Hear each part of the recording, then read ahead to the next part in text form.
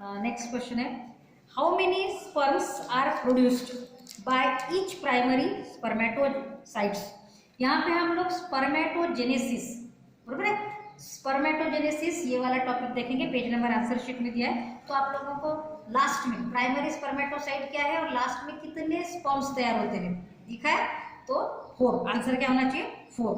और उसके बाद में 12वां क्वेश्चन है, how many ovum are produced by each primary oocyte. मैंने ओहम्स लिखा नहीं, लेकिन आ भी सकता है कंफ्यूज करने के लिए। यहाँ ओहम लिखा भी अनेक वचन नहीं है, तो यहाँ पे थोड़ा क्लू दे रहा है कि एक ही होता है, लेकिन वो मिस्टेक भी समझ जाते हैं, जानते हैं ओहम्स भी दिए जाते सकते हैं कंफ्यूजन दूर करने के लिए। लेकिन ये ध्यान में रखो, आप ऊजेनेसिस का टॉपिक देखो, ऊजेनेसिस की डायग्राम हम लोगों ने दिखे थे, तो ऊजेनेसिस में आखिरी में ओहम एक ही तैयार होता है, राइट, और मैंने ये समझा के भी दिया था। और बाकी सब क्या होता है, पोलर बॉडीज, राइट, तो ये ध्यान में रखना है। 11वें का आंसर क्या होना चाहिए 4 स्पर्म्स, और 12वें का आंसर क्या होना चाहिए ohm, means 1 ohm. Okay, next 13वां question, which part of sperm secrete hyaluronidase enzyme. Which part of sperm, सीधे सीधे बहुत लोगों ने हेड लिख दिया, हेड के ऊपर टोपी। देखो हम लोग टोपी पहनते हैं, और मैंने आपको समझा के दिया था कि हेड के ऊपर एक जो कैप है, वो कैप लाइक स्ट्रक्चर जो है उसको एक्रोजोम बोलते हैं। तो हमारा हेड और कैप में फर्क होता है, हेड के ऊपर कैप होता है और कैप का फंक्शन क्या है बोले तो अपन हेड का फंक्शन बताएंगे क्या, नहीं समझ में रहा है। तो यहाँ पे आंसर क्या होना चाहिए acrosome. Acrosome secrete hyaluronidase enzyme, not head. Acrosome is present on the head. Next, 14वां क्वेश्चन है, write any 2 significance of fertilization. आप सिग्निफिकेंस ऑफ फर्टिलाइजेशन अगर पेज नंबर दिया है यहाँ पे, वहां पे देखोगे तो आपको 4 ये दिया है, उसमें से कोई भी एक फंक्शन लिखो। ये मैं आंसर यहाँ समझा के देने की जरूरत नहीं, मैंने डाली थी कि ये पढ़ लो, क्योंकि हम लोग एक्सप्लेनेशन में बहुत से आंसर उसके एक्सप्लेन किए थे। कुछ डिफिकल्टी है तो पूछो बोले थे, सेपरेट समझा के नहीं, तो किसी ने भी डिफिकल्टी पूछी नहीं, तो मैंने नहीं है डिफिकल्टी समझ के समझा के नहीं दिया था। अभी होगी तो आप अभी भी पूछ सकते, उनमें से कोई भी एक सिग्निफिकेंस यहाँ पे लिखना है तो मार्क मिलेगा। कभी ऐसा भी पूछा जा सकता है कि right any 2 significance, half mark का 1 मार्क मिलेगा, कहीं एक ही पूछा जाएगा 1 मार्क मिलेगा। ये तो बारीक में आपको ध्यान में रखना पड़ेगा, 1 या 2 पूछेंगे, 4 कभी पूछेंगे, तो 4 अगर पूछे तो 2 मार्क के लिए पूछेंगे। तो आप लोग उसमें से फर्टिलाइजेशन का कोई भी सिग्निफिकेंस लिखो। How many sailed morula is, morula कितने सेल्ड है।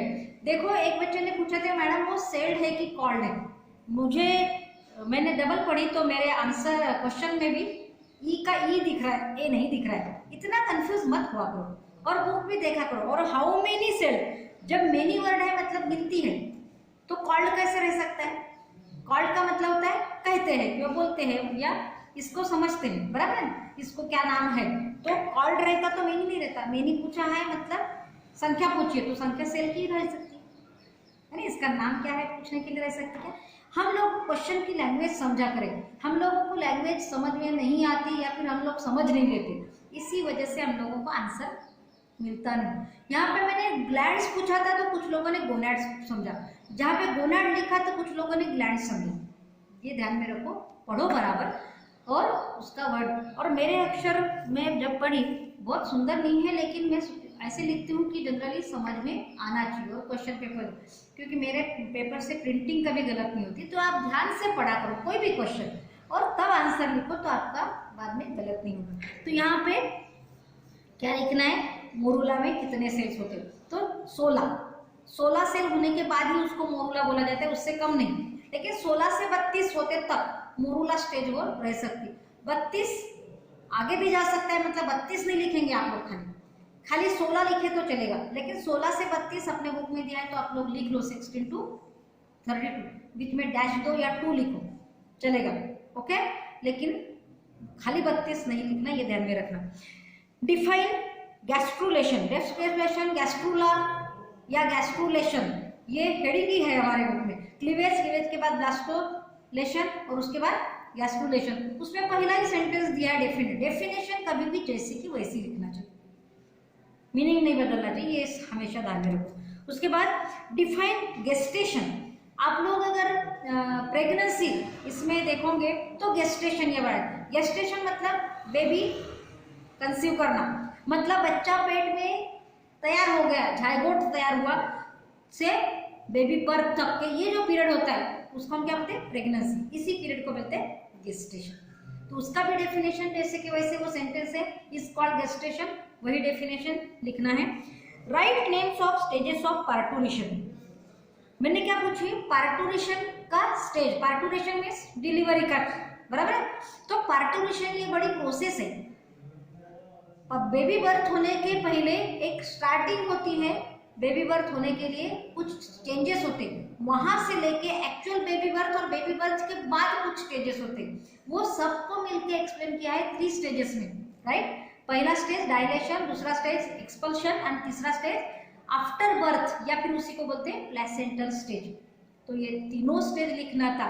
तो कुछ लोगों ने पार्टूरेशन का डेफिनेशन लिख लिया, ऐसा नहीं, आप लोग क्वेश्चन पढ़ो, स्टेजेस, स्टेप्स या फिर फेजेस ऐसा बोले तो उसके स्टेप्स लिखना है कि कितने स्टेप्स में वो है, तो संख्या नहीं लिखना है 3 स्टेप्स। मैंने क्या बोली, राइट नेम्स ऑफ स्टेजेस लिखे या राइट स्टेजेस, नेम नहीं लिखा रहा था, स्टेज लिखो। बोले हाउ मेनी स्टेजेस ऐसा पूछेगा मैंने, नहीं, तो यहाँ पे संख्या नहीं लिखना है, स्टेजेस के नाम लिखना है, सीक्वेंस। थोड़ा सीक्वेंस गलत भी होता है मेरा आप बोलेंगे, लेकिन जहां तक उसे सीक्वेंस लिखा करो।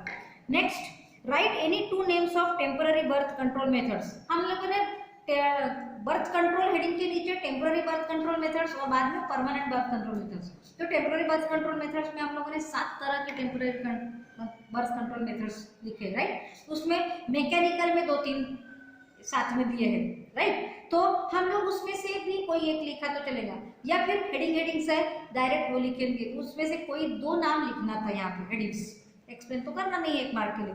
तो आप लोग को भी पेज नंबर दिया है और एक बार रिमाइंड करो जिन्होंने बहुत बराबर पढ़ा नहीं है। बाद में right long form of gift, इसमें तो समझाने की कोई बात नहीं, जैसे कि वैसे लॉन्ग फॉर्म आखिरी में क्वेश्चन है। गिफ्ट, एमटीपी, गिफ्ट, आईवीएफ, ये सभी डेफिनेशंस उनके लॉन्ग फॉर्म ध्यान में रखना। तो लॉन्ग फॉर्म ये तो मल्टीपल चॉइस के लिए और 1 मार्क का जो क्वेश्चन रहता है, वेरी शॉर्ट आंसर क्वेश्चन, इसमें कभी भी आ सकता है। What is the mean by tubectomy? Tubectomy का मतलब क्या है? यहाँ पे डेफिनेशन बहुत जनों ने गलत लिखा है, ऐसे नहीं, जैसे कॉल्ड बोले तो लिख लिया, शुरू का सेंटेंस में लिखा है कि it is the permanent birth control method in which the surgical या स्टरलाइजेशन बोले तो ये हम लोग स्टरलाइजेशन वर्ड नहीं यूज किए तो चलता है, लेकिन it is the permanent birth control method where surgically क्या होता है, वो फैलोपियन ट्यूब और ओविडल दोनों में से एक वर्ड लिखा है, cut and tied is called क्या बोलेंगे, ट्यूबेक्टोमी। लेकिन ये मेल में होता है कि फीमेल में, ये खुलासा करना चाहिए। तो पूरा वर्ड यहाँ पे डेफिनेशन अलग नहीं दी है, लेकिन हम पूरा पढ़े तो समझ में आता है, उसमें मेल और फीमेल का साथ में, लेकिन कॉमा दिया है, एंड लिखा है, तो हम लोगों को अभी फीमेल वाला सेपरेट करना, क्या लिखेंगे, permanent birth control method where the sterilization और सर्जिकल मेथड लिखना है तो लिखो, नहीं लिखा तो भी चलेगा। इन वुमन लिखना है, लेकिन ये मेन में या वुमन और फीमेल दोनों में से एक वर्ड लिखो, where the tight and cut off oviduct is called tubectomy. Is called नहीं लिखा चलेगा अगर पहले इट लिखा है तो, ठीक है, क्योंकि हमने क्वेश्चन में पूछा है उसी के बारे में लिख रहा है इट का मतलब हम लोग क्वेश्चन में क्या पूछा है, ट्यूबेक्टोमी, तो ट्यूबेक्टोमी के बारे में, तो मैंने डेफिनेशन बुक में इसमें आंसर में डाला है, वो देख लो। बाद में what is the role of placenta, placenta का काम क्या है। प्लेसेंटा का काम आप लोगों को वहां भी एक ही जगह पर पूरा नहीं मिलेगा, आप लोग पढ़ते, क्योंकि 4 फंक्शन तो 4 बार दिए, लेकिन हम लोगों को 1 मार्क इस सेंटेंस में लिखना है तो सबको एक साथ लाना पड़ेगा। द रोल ऑफ प्लेसेंटा इतना वर्ड नहीं लिखा, द खाली function it is respiratory, excretory, nourishing और न्यूट्रिटिव एंड एंडोक्राइन। तो बहुत लोगों ने 3 तो पहले के लिखे, लेकिन खाली एंडोक्राइन नहीं लिखे। मतलब प्लेसेंटा क्या करता है, फूड सप्लाई फिटस को वहां से देने का करता है अम्बिलिकल कॉर्ड के थ्रू। दूसरा ऑक्सीजन सप्लाई करना means respiratory, carbon dioxide remove करता है और ऑक्सीजन सप्लाई करता है मीन रेस्पिरेटरी हो गया। वेस्ट, क्योंकि वो पेशाब नहीं करता वहां पे, संडास नहीं करता अंदर, तो ये वेस्ट मटेरियल क्या करता है, माँ के तरफ भेजता है ब्लड से, तो एक्सक्रेटरी फंक्शन भी हो गया, बराबर है। तो रेस्पिरेटरी, एक्सक्रेटरी और फूड सप्लाई करता है करके न्यूट्रिटिव। और फिर चौथा फंक्शन है एज ए एंडोक्राइन टिश्यू क्योंकि ये प्लेसेंटा 3 महीने के बाद, 3 महीने तक तैयार होता है और 3 महीने के बाद ये क्या काम करता है, secretion of progesterone right and estrogen. समझ में आया? तो ये एंडोक्राइन का भी काम करता है। तो ये 4 में से कोई 3 फंक्शन लिखे तो भी देंगे। एंडोक्राइन का बहुत लोगों ने नहीं लिखा है तो भी मार्क मिलेगा, ओके। या 2 फंक्शन लिखे तो भी 1 मार्क मिलेगा, यहाँ पे चलेगा, क्योंकि मेन फंक्शन और सब फंक्शन ऐसी कोई बात नहीं। तो 4 में से 2 फंक्शन लिखे, लेकिन जहाँ तक हो सके एंडोक्राइन वाला फंक्शन लिखो, क्योंकि ये स्पेशल भी है, स्पेशल भी है, जहाँ तक हो सके लिखो तो चलेगा। 2 फंक्शन के लिए 1 मार्क मिलेगा। यहाँ पे 4 में से अगर कम लिखे तो 1 ही लिखा है तो आधा मार्क मिलेगा। Next, give any one goal of RCH programme, goal of RCH programme और how to achieve the goal of RCH programme. 2 heading से ऊपर लिखे है गोल, 4 से 5 कुछ तो भी, और उसके नीचे ये गोल, गोल मतलब उद्दिष्ट, ऑब्जेक्टिव, टारगेट, ये अचीव किस तरह से करते उसका नीचे दिया है। तो नीचे वाले नहीं लिखना है, गोल क्या है, इसका उद्देश्य क्या है, यही खाली हम लोगों को 4 या 5 में से लिखना है। वहां पे एक भी गोल दिया होगा, एनीवन बोला है, एक भी गोल लिखा है तो पूरे मार्क मिलेंगे। वो 4 में से कोई भी लिखो तो जांचने वाले को भी लिखना पड़ेगा। डिफाइन कोलोस्ट्रम, कोलोस्ट्रम की डेफिनेशन मैंने आंसर शीट में दिया है। शुरू का दूध, बेबी बर्थ के बाद माँ को पहले 2-3 दिन में जो दूध आता है वो थोड़ा गाढ़ा होता है, चिकट होता है, और उसको बोलते हैं कोलोस्ट्रम, जिसको हम लोग अपनी गाँव की भाषा में क्या बोलते हैं, चिक, बराबर है। उसका भी डेफिनेशन जैसे वैसे कहाँ पे दिया है, लैक्टेशन। आप लोग देखते जाओ वो लैक्टेशन एक हेडिंग है, ओके।